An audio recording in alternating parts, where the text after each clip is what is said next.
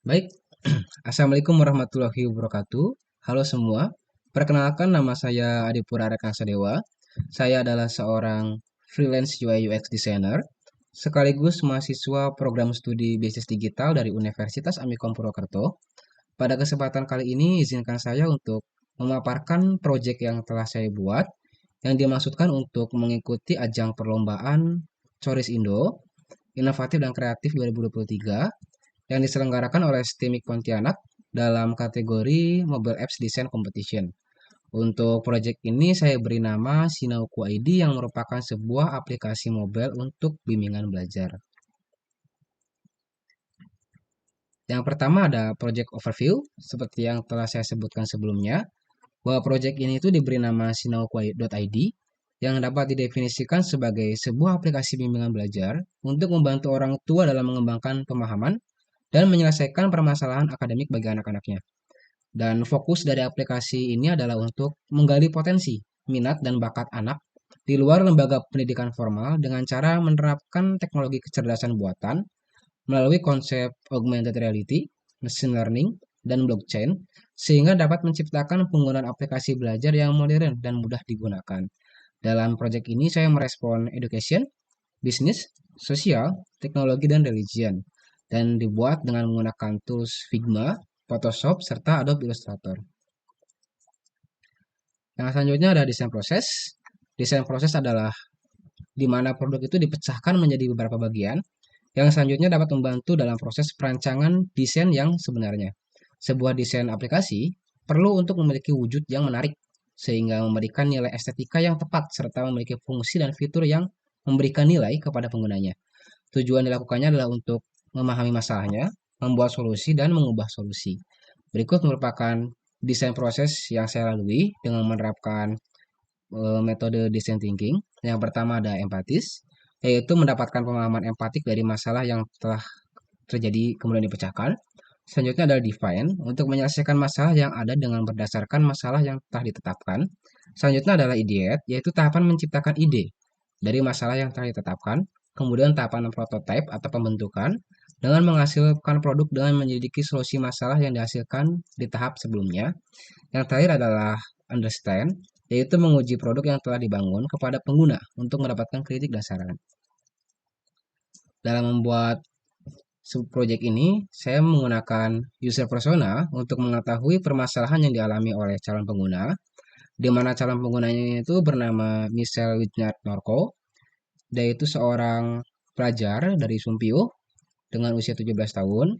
Untuk dia itu merupakan pelajar yang ingin melanjutkan pendidikan ke jenjang yang lebih tinggi, serta memiliki ketertarikan dalam mengoperasikan teknologi digital di setiap harinya. Waktu dia itu banyak dihabiskan untuk membaca buku, mendengarkan musik, dan mempelajari sesuatu yang baru. Frustration, dia kadang sering mengalami kesulitan ketika belajar tanpa dibimbing oleh guru. Dia juga sering sulit untuk menemukan guru atau pengajar di tempat dia tinggal, sehingga dia itu berharap bahwa dia ingin memperoleh jasa pengajar atau guru yang dekat dengan rumahnya. Dia juga ingin dapat dibantu dalam hal belajar dengan hal yang mudah. Dia ingin diberikan sebuah solusi dengan harga yang terjangkau. Kemudian dia juga ingin solusinya itu dengan mengadopsi penggunaan teknologi. Dia juga sangat berharap bahwa mudah digunakan dengan memanfaatkan teknologi terbaru tersebutnya. Kemudian yang selanjutnya adalah problem and solution berdasarkan pengamatan yang diambil dari sudut pandang persona seperti yang telah saya jelaskan secara singkat sebelumnya. Terdapat beberapa permasalahan yang dialami oleh Michelle atau user tersebut, antara lain seperti dia itu kesulitan dalam melakukan proses pembelajaran secara otodidak dan sulit untuk menemukan tenaga pengajar di tempat dekatnya tinggal. Selain itu, dia juga berharap untuk dapat dibantu dalam memperoleh pengajar, memberikan jasa pengajar yang relatif terjangkau, dan mengadopsi penggunaan teknologi. Maka oleh sebab itu, saya mencoba untuk menghadirkan sebuah aplikasi yang bernama sinauku.id yang merupakan aplikasi untuk mencari pengajar bimbel dengan memanfaatkan penggunaan teknologi halayak smartphone. Selain itu, berikut merupakan solusi yang dapat diberikan untuk dapat menjawab permasalahan yang dialami oleh user atau Michelle yang terdapat dalam aplikasi sinauku.id. Yang pertama adalah Solution yang pertama menciptakan aplikasi bimbel Sinauku.id itu tersendiri. Yang kedua dengan cara menciptakan aplikasi bimbel dengan fitur yang modern. Selanjutnya adalah menciptakan aplikasi dengan mengadopsi teknologi kecerdasan buatan. Yang keempat adalah menciptakan aplikasi bimbingan belajar dengan harga yang relatif terjangkau.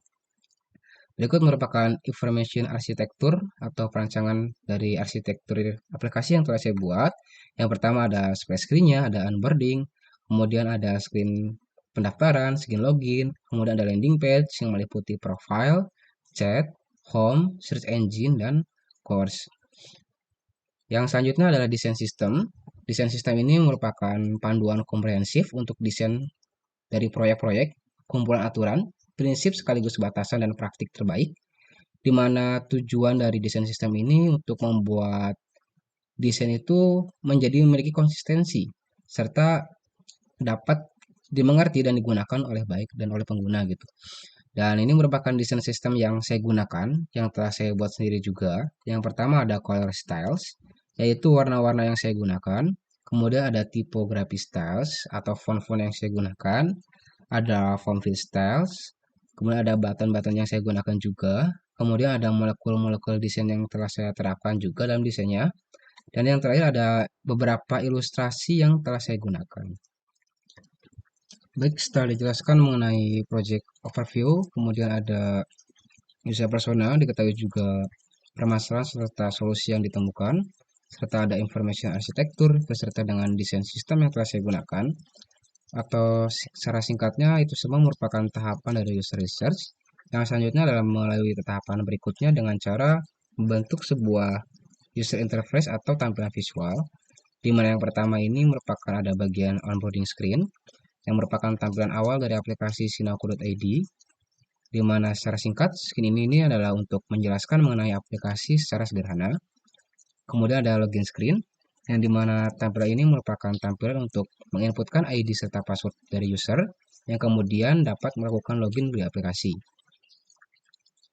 Yang selanjutnya adalah ada home screen, yang merupakan tampilan dari aplikasi Sinauku.id.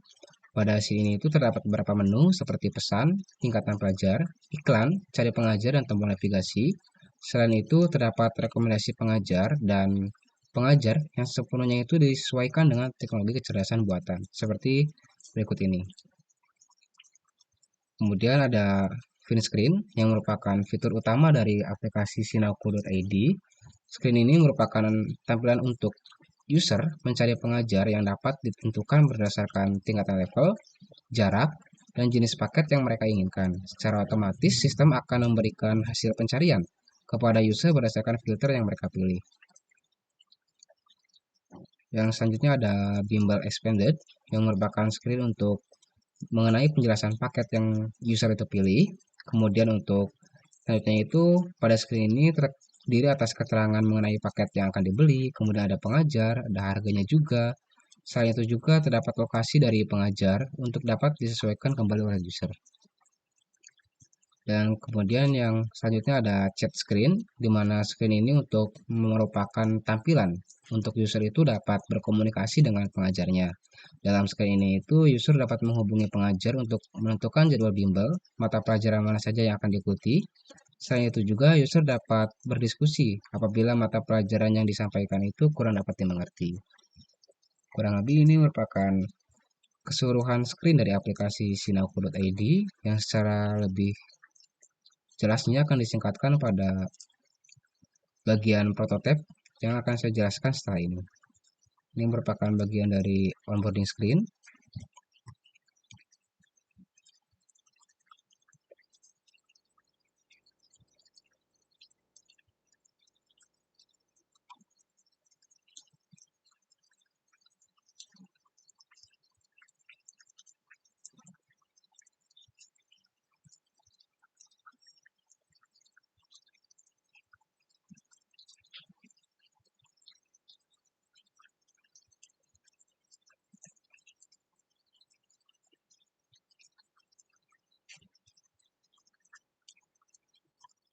Baik, yang selanjutnya adalah berikut merupakan prototipe dari aplikasi Sinauku.id. Yang pertama ini merupakan bagian dari splash screen atau tampilan awal. Untuk memulai aplikasi, pengguna bisa menekan button Get Started. Kemudian kita akan diarahkan ke halaman onboarding screen yang terdiri dari atas 3 halaman. Ini yang pertama. Kemudian ini yang kedua. Untuk mempersingkat kita dapat skip. Kemudian ini merupakan masuk ke bagian login screen. Bagi yang sudah memiliki akun, pengguna bisa melakukan login. Namun bagi yang belum, pengguna dapat mendaftarkan akunnya terlebih dahulu.